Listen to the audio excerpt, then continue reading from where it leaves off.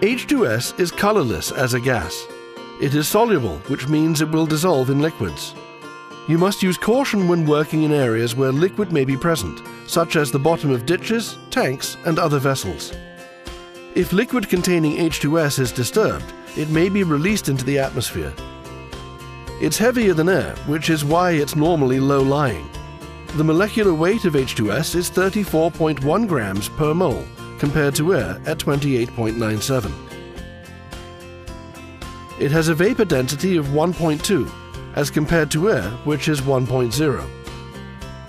It can, however, be affected by temperature and variations in wind currents.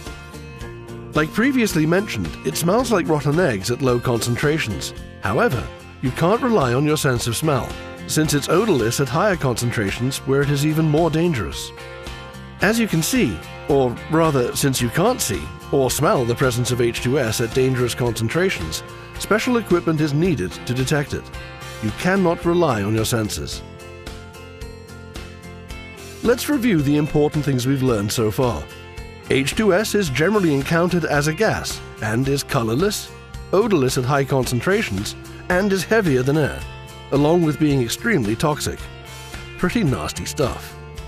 You must also be very careful around any liquids that could contain H2S, since a disturbance of the liquid could release the gas back into the atmosphere.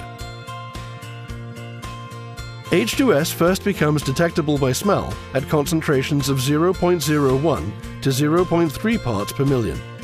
This is often referred to as the odor threshold.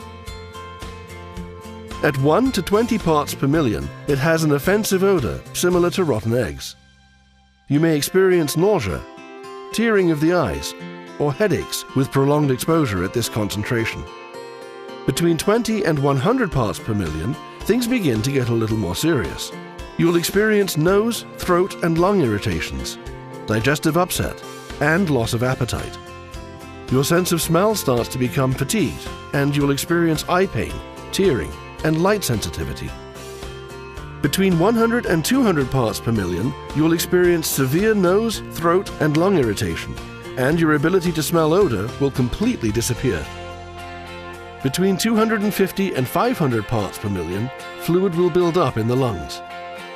At 500 parts per million, there will be severe lung irritation, excitement, headache, dizziness, staggering, sudden collapse, loss of memory for the period of exposure, unconsciousness, and death within a few hours.